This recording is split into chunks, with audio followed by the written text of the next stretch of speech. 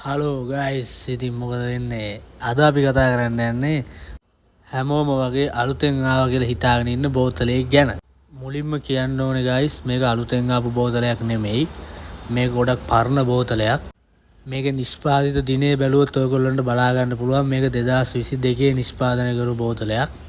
මේක මෙච්චර අඩු ගානකට දෙන්නේ මේක 2022 නිෂ්පාදනය කරපු බෝතලයක් හින්දා 2022 ඒගොල්ලෝ නිෂ්පාදනය කරන්න ගිය කොස්ට් එකට තමයි දැනුත් ඒ බෝතලේ විකුණන්නේ. ඒක නිසා ගොඩක් කට්ටිය හිතාගෙන ඉන්නේ මේක රජයෙන් දෙන ගාන අඩු අලුත් බෝතලේ කියලා. මේක අලුත් නෑ, මේක ගොඩක් පරණ බෝතලයක්. මේක නිෂ්පාදනය කරලා තියෙන්නේ DCSL කම්පැනියෙන්. මේකේ මිල සඳහන් වෙන 2560යි කියලා. ඉතින් ඒ මිලටම තමයි දැන් වෙළඳ පොලේ මේක අපිට ගන්න තියෙන්නේ. මේකේ නම තමයි ගයිස් විශේෂ අරක්කු ස්පෙෂල් ඇරක්. අපි හැමෝම වගේ දන්න ගල් බෝතලේ විදිහටම තමයි මේක නිෂ්පාදනය කරලා තියෙන්නේ. ගල් බෝතලේ තියෙන සැරම තියෙනවා 133.5ක්. ඉතින් ගයිස් ඒතකොට මේ බෝතලේ තමයි මේ අලුතෙන් ආවා කියන බෝතලේ.